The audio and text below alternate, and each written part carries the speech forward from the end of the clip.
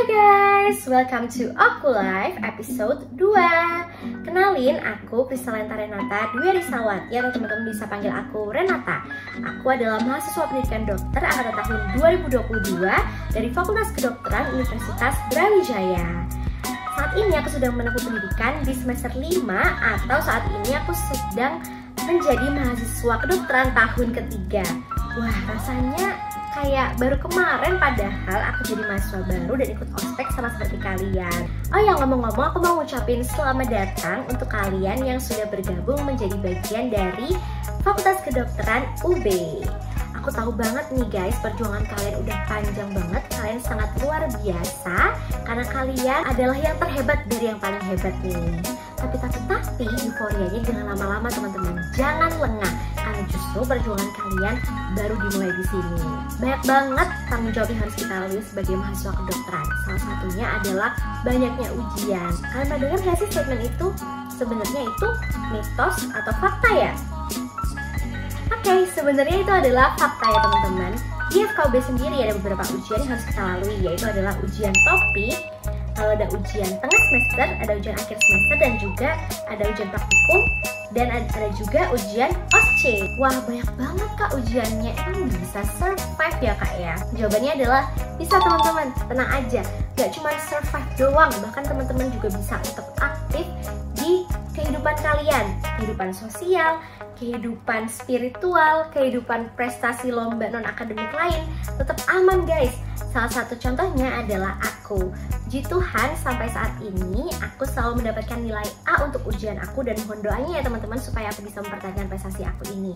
Selain itu aku juga aktif di lomba-lomba yang terfokus olimpiade dan puji Tuhan kemarin aku baru aja dapat gold di Regional Medical Olympiad. Selain itu, aku juga aktif di kepanitiaan dan aku juga aktif mengembangkan minat bakat aku, yaitu salah satunya di dance. Aku juga masih suka nongkrong, main, makan cantik bareng teman-teman aku, dan aku juga sehat. Maksudnya tidurnya cukup gitu. Wah, gimana tuh kak caranya? Mungkin kalian terheran-heran dan terkepo-kepo. Makanya nih, daripada kalian kepo, langsung aja yuk ikut aku belajar. Sekalian aku kasih tips and trick gimana sukses ujian di kedokteran. Karena memang kebetulan beberapa hari lagi aku ujian topik. Jadi daripada lama-lama lagi, yuk ikutin aku belajar.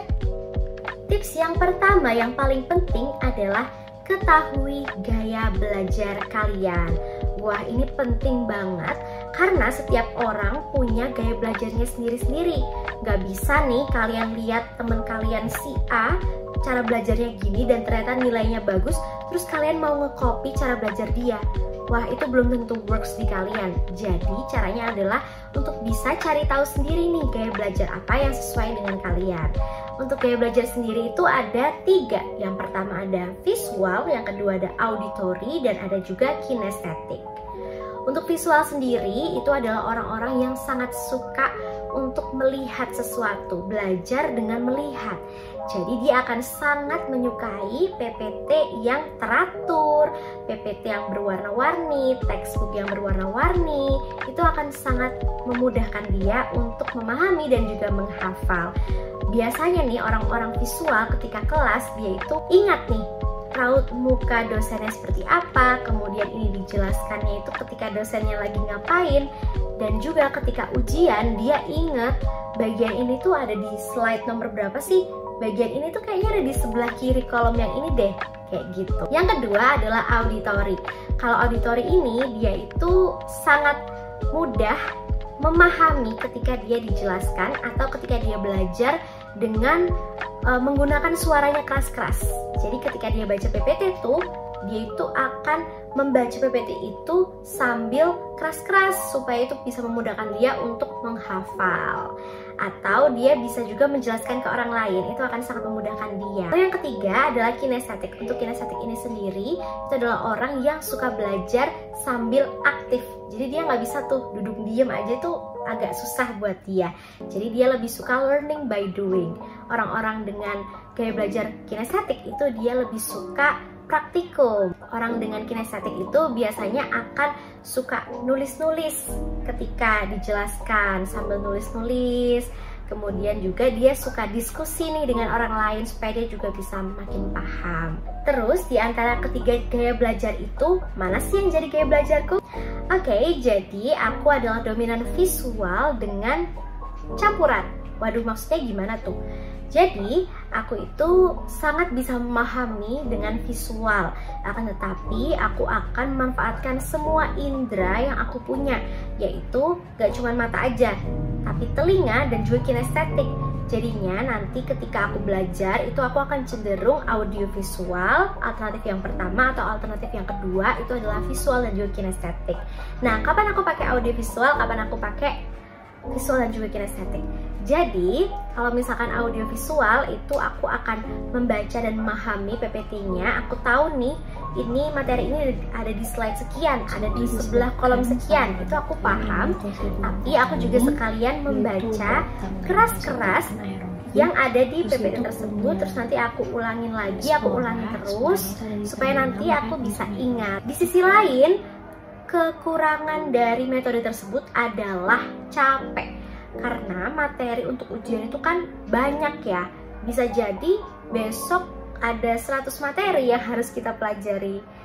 Nah, pasti kan capek ya kalau misalkan harus ngomong semua. Makanya aku akan pakai visual dan kinestetik kalau ketika aku mulai capek. Caranya adalah aku akan memahami secara visual dan juga dalam hati. Aku akan memahami, menghafal. Kemudian nanti apa yang sudah aku pahami, yang sudah aku hafal, aku akan tuliskan dengan bahasaku sendiri di PPT itu. Dan nanti ketika sudah aku tuliskan, aku akan cocokkan nih yang aku tulis kira-kira benar dan sesuai nggak sih sama materi yang tadi aku baca gitu. Ini akan sangat membantu aku dan juga membantu teman-temanku loh. Kenapa? Karena dengan cara ini berarti kan PPT ku itu lumayan banyak coretan kan dengan bahasa yang cukup mudah dipahami.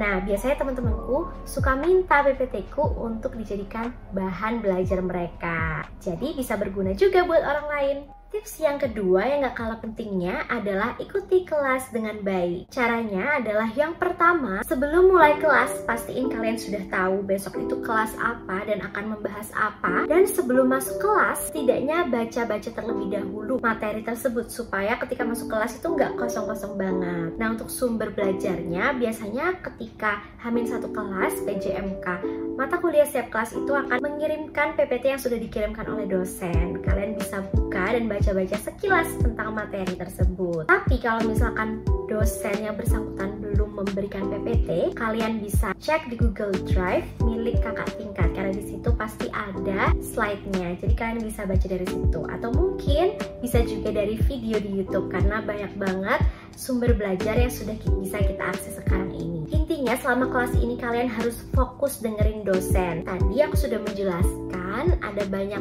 macam gaya belajar yang setiap orang beda-beda. Nah, ini juga bisa diaplikasikan ketika kelas. Bagaimana cara kita itu bisa fokus sama dosen itu beda-beda. Kalau aku sendiri ketika di kelas, aku mendengarkan sekaligus aku juga sambil mencatat-catat apa yang diomongin dosen di PowerPoint, di slideku itu nanti aku akan catat omongan tambahan yang ada di slide gitu. Dan itu memudahkan aku untuk bisa mendapatkan informasi tambahan mengenai materi tersebut dan juga membuat aku lebih ingat akan apa yang sudah dibicarakan atau dipresentasikan oleh dosen pada materi hari itu. Kalau dari kuliah tersebut kalian masih belum paham materi, jangan segan-segan untuk tanya dosen, jangan malu. Kalau misalkan gak ada kesempatan untuk tanya, kalian juga bisa cari-cari sumber belajar lain ketika sudah selesai kuliah atau mungkin tanya ke teman yang lebih paham.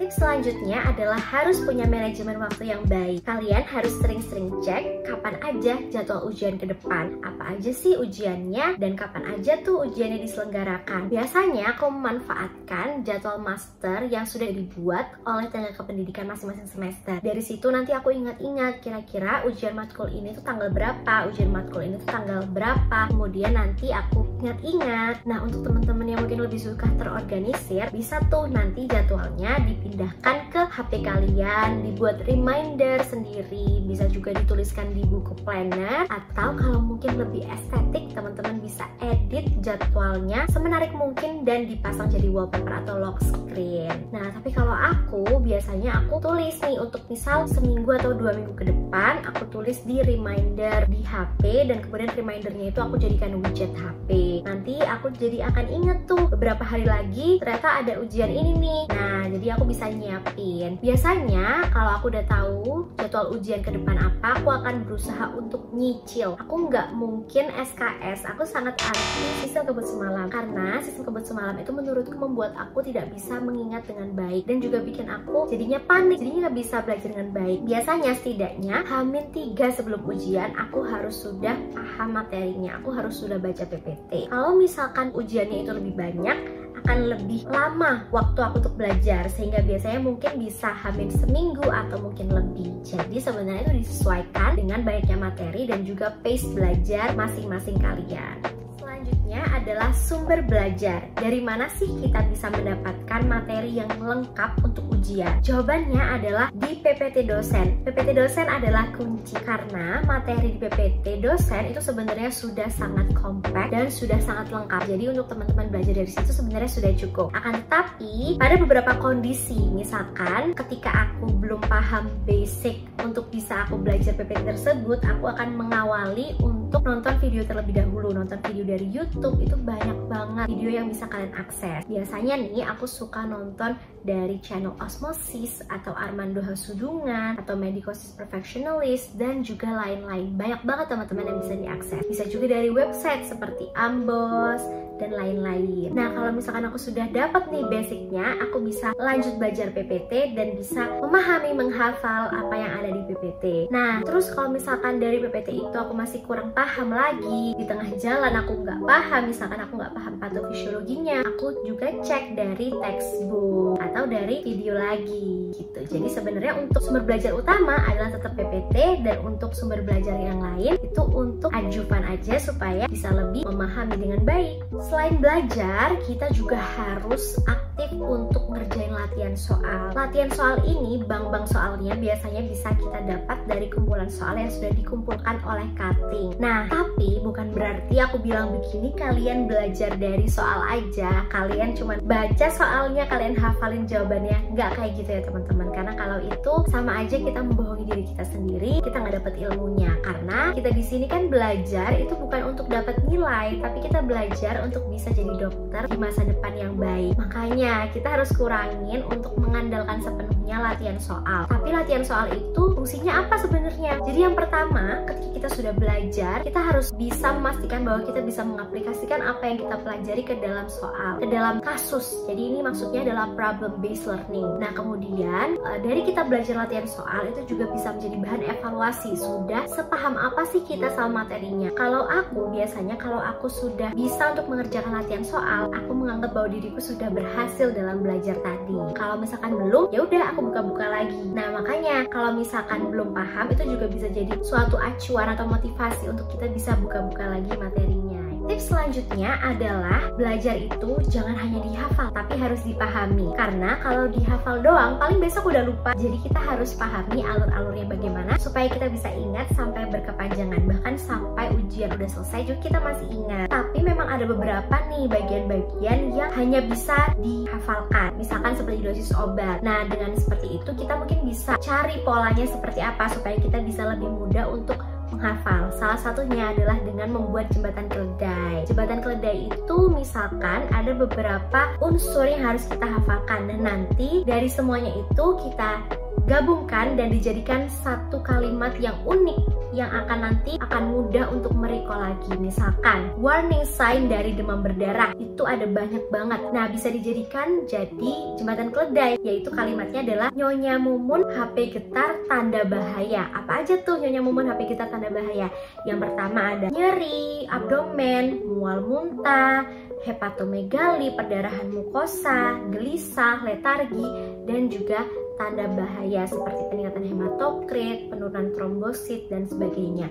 Itu akan memudahkan kita untuk menghafal karena kita sudah ada pola yang lucu di otak kita, sehingga ketika kita butuh untuk mengingat itu lagi, ketika kita butuh untuk ingatan itu muncul, yaudah kita tinggal sebut aja Nyonya Mumun HP getar tanda bahaya sebagai salah satu warning sign dari demam berdarah. Gitu teman-teman. Tips yang ketujuh adalah ciptakan suasana belajar yang nyaman. Pilih tempat sesuai dengan preferensi belajar kamu. Kalau misalnya teman-teman ada yang lebih suka kesunyian, gak bisa diganggu orang lain, teman-teman mungkin akan lebih cocok untuk belajar sendiri di kos. Atau mungkin ada yang sebaliknya nih, kalau misalkan sendirian malah takut ngantuk, atau mungkin lebih suka dengan suasana hektik, suasana rame bareng-bareng sama orang, itu akan lebih cocok untuk belajar bersama teman, atau mungkin belajar di luar, di cafe, di working space, dan lain-lain. Kalau aku pribadi, aku lebih suka kesunyian, jadi aku akan prefer untuk belajar di kos dan di atas kasur, karena aku ini gampang pegel. Jadi kalau di atas kasur, harapannya lebih mudah untuk senderan. Tapi lagi-lagi ini nggak bisa diaplikasikan ke semua orang ya, karena ada beberapa orang yang kalau di kasur justru lebih mungkin untuk ketiduran gitu. Nah selanjutnya, selama belajar kita juga harus hindari distraksi yang ada. Kalau aku, distraksi terbesarku adalah dari HP. Makanya sebisa mungkin aku jauhkan HP-ku, aku matikan, atau mungkin biasanya aku do not disturb, aku silent. Atau akhir-akhir ini nih aku menggunakan aplikasi yang namanya Flip. Jadi di aplikasi ini aku set nih, aku akan belajar biasanya 1-2 jam. Kemudian nanti HP aku ini kalau misalkan aku flip atau aku balik gini, dia akan mendeteksi. Itu artinya aku tidak fokus gitu, aku terdistract gitu. Makanya itu bisa jadi salah satu motivasi aku untuk nggak buka HP atau nggak membalik HP, nggak ke distract. Selanjutnya adalah buat skala prioritas. Di kedokteran itu nggak jarang dalam satu hari itu bisa aja nih lebih dari 1 ujiannya. Nah kita harus pinter-pinter bagi waktu gimana cara kita belajar. Biasanya aku akan melihat dari antara ujian tersebut mana nih ujian yang bobotnya lebih banyak. Kita bisa lihat dari buku MKK, presentase ujiannya itu lebih banyak mana sih untuk mempengaruhi nilai akhir. Nah makanya di situ kalau misalkan ada ujian topik, dia ternyata bobotnya 10%, kemudian ada ujian praktikum yang bobotnya 15%. Tentunya aku akan lebih mendahulukan yang bobotnya 15% untuk belajar lebih dahulu, seperti itu. Reward and punishment. Selama aku belajar, nggak mungkin dong aku non-stop belajar tanpa istirahat. Pastinya di sela-sela belajar itu aku akan istirahat. Misalnya makan, atau ngemil, atau buka HP, lihat sosmed, balesin chat orang, dan sebagainya. Biasanya aku lakuin dengan aku menentukan target terlebih dahulu. Jadi kalau misalkan aku sudah bisa mencapai slide sekian, atau misalkan dari 1 PPT ini, kalau aku sudah belajar sampai setengah slide dan aku sudah paham betul, aku bisa dapat award, yaitu adalah aku bisa buka TikTok atau buka HP atau main apapun itu, atau nyemil selama 5 menit atau 10 menit, kemudian nanti kalau sudah waktunya habis, aku balik lagi belajar. Nah cara ini cukup efektif untuk bisa membuat kita itu refreshing, jadi kita nggak stres-stres banget gitu loh kalau misalkan belajar. Kita sekarang masuk di bagian yang orang lain itu pikir mungkin nggak terlalu penting, padahal menurut aku sangat penting, yaitu adalah istirahat yang cukup. Karena kita itu mau ujian loh. Kalau misalkan kita belajar semalaman suntuk sampai nggak tidur, malah jadinya ketika ujian ngantuk, nggak fokus. Percuma dong apa yang kita pelajari, nggak ada yang tersimpan di otak, dan malah kita nggak bisa mengaplikasikan apa yang sudah kita pelajari ke dalam soal. Makanya nih tips dari aku, mau sedini hari apapun kalian belajar, spare waktu setidaknya 2-3 jam untuk tidur, karena hal itu bisa membuat kita lebih tenang dan otak kita lebih fresh ketika kita mengerjakan ujian. Tapi kalau misalkan kalian tidur 8 jam ya luar biasa, itu malah bagus banget. Jangan lupa juga sebelum ujian harus baca doa, minta ke Tuhan untuk kelancaran ujian, mulai dari teknisnya, terus juga hasilnya nanti, dan minta untuk dikuatkan. And last but not least adalah pentingnya support system. Kalian di sini berjuang dan kalian butuh seseorang yang mendukung kalian. Support system itu bisa dari mana aja loh. Bisa dari orang tua, teman terdekat, pacar, doi kalian. Bisa juga mungkin dari idol kalian nih. Karena biasanya kalau aku ini, pentingnya support system buat aku adalah setiap aku belajar, aku selalu ditemenin oleh orang terdekat aku. Dan juga biasanya aku kalau sebelum naik ke ruang ujian, aku akan minta doa terlebih dahulu ke orang-orang terdekat aku. Dan ketika selesai ujian, ujian, aku juga akan ngabarin ke mereka kalau aku sudah selesai ujian dan memberitahu hasilnya. Karena menurut aku itu salah satu bentuk support dan juga bentuk apresiasi. Jadi makanya aku selalu semangat untuk mengabarkan ke orang-orang terdekat aku sebagai support system aku. Nah, mungkin itu tadi adalah se-fruit tips dari aku untuk bisa menghadapi ujian topik di FK. Mungkin ada beberapa ujian lagi yang belum aku bahas, yaitu ada ujian praktikum, ada UTS, UAS, dan juga ada OSC. Untuk ujian-ujian tersebut sebenarnya caranya sama, basicnya sama, tapi lebih menyesuaikan dengan kondisi format ujiannya seperti apa. Kalau ujian praktikum mungkin aku akan lebih sering belajar bersama dengan teman, kemudian aku melihat dari video-video di YouTube. Misalkan ujian anatomi, maka aku akan melihat video preparat anatomi di YouTube, kemudian juga membuka atlas anatomi atau membuka aplikasi 3D anatomi. Selain itu, mungkin kalau misalkan OSCE itu penting banget untuk punya study group, belajar bareng teman, apalagi teman yang satu station sama kalian, karena hal itu akan membantu untuk bisa menyamaratakan persepsi, menyamakan persepsi. Jadi ketika diuji oleh dosen itu nanti hasilnya sama rata seperti itu. Nah, kalau misalkan UTS itu akan lebih berbeda sedikit dengan ujian topik, karena UTS UAS itu kan bahannya lebih banyak, sehingga untuk nyicil waktunya itu akan lebih banyak dibanding ujian topik. Nah, mungkin itu yang harus diperhatikan. Intinya, teman-teman jangan takut dan jangan khawatir akan apa yang ada di depan. Segala tantangan, segala tanggung jawab yang harus ditanggung itu pasti akan bisa dilalui. Kita lihat sekarang banyak banget kan tingkat yang sudah ada di titik ini sekarang, itu semuanya juga melalui perjuangan panjang, dan semuanya itu didasari oleh adanya usaha-usaha. Yang penting niat, mau belajar, konsisten, mau introspeksi diri, mau evaluasi, pasti bisa kok meraih cita-cita yang diinginkan. Nah, mungkin sekian ya tips and trik dari aku. Semoga bermanfaat buat teman-teman. Semoga ujiannya lancar, belajarnya paham, dan juga hasilnya memuaskan, bisa membanggakan orang tua kalian. Oke, see you di Oku Live selanjutnya ya.